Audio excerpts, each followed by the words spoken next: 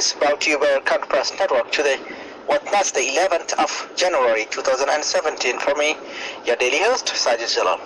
Greeting with your Islamic greeting. Assalamu alaikum wa rahmatullahi wa barakatuh. Headlines from APN by the help of RB News. Work together to find long-term solution to Rohingya crisis, Vivian. Myanmar's shameful denial. There are no homes left, Rohingya tell of rape, fire and death in Myanmar. And the 1988 Rohingya extermination blueprint.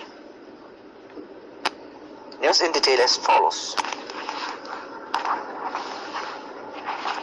Singapore continues to encourage all parties, including the Myanmar government and the international community, to work together to foster a long-term solution to the Rohingya refugee crisis, Foreign Minister Vivian Balakrishnan said yesterday. This is so that the affected communities can rebuild their lives, he added. Dr.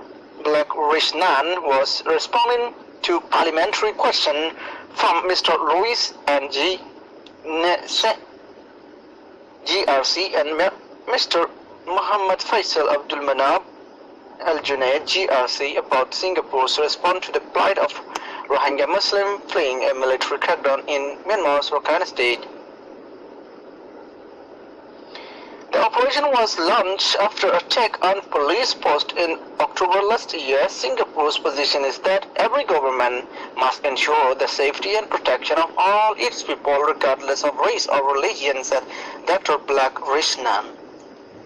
At the same time, it is also the right and responsibility of every state to ensure its border and maintain internal security, the minister added. He noted that issues of race, language and religion are sensitive and complex everywhere, including in Singapore.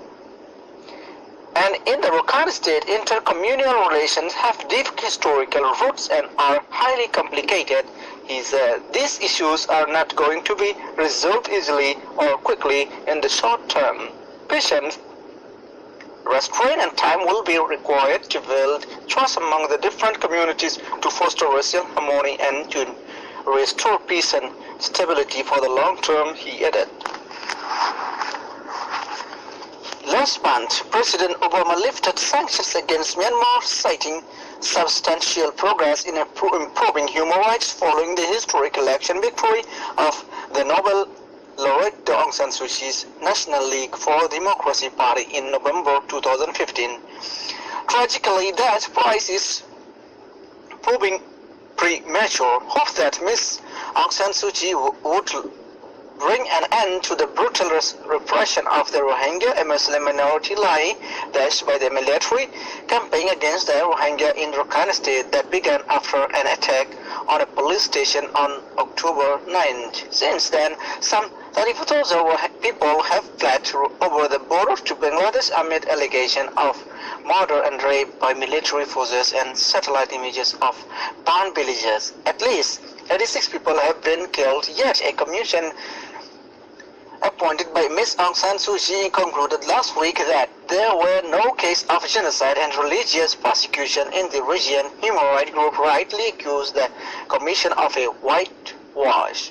In an effort to the Muzer's reporting, Myanmar's government has barred independent journalists from the region and dismissed reports of abuses as fake news and fake rape. When the Myanmar military closed in on the village of Pimpuk Chang, everyone had a few seconds to make a choice. Noor Ankis, 25, chose to remain in her house where she was told to kneel to be beaten. She said until soldiers led her to the place where women were raped. Rashida Begum, 22nd, chose to plunge with her 3 children into the deep, swift running creek, only to watch as her baby daughter sleep from her grasp.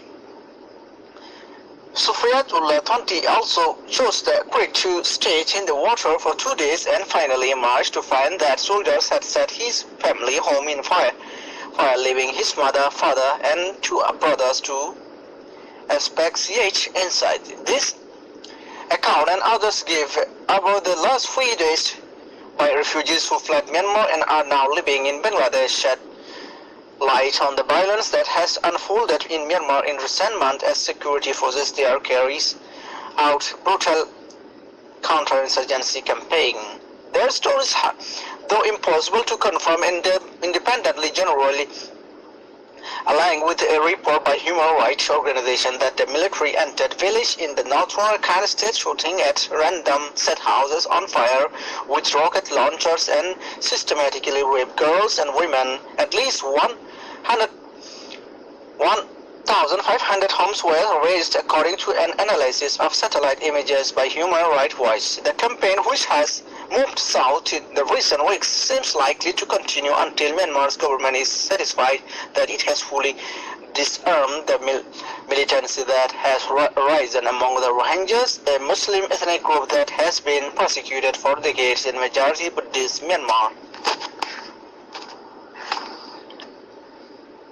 The 1988 Rohingya extermination plan was first proposed by Colonel Thatcher, who has an ethnic Arakan and the first chairman of the National Unity Party (NUP), a proxy part of Burmese military and former Burma Socialist Program Party (BSPP), formed to compete against National League for Democracy (NLD) during the 1990 general election.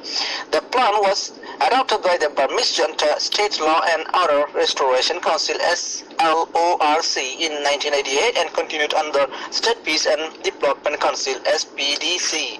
The successive military regime has carried out the 11-point extermination blueprint against the Rohingya Muslim minority.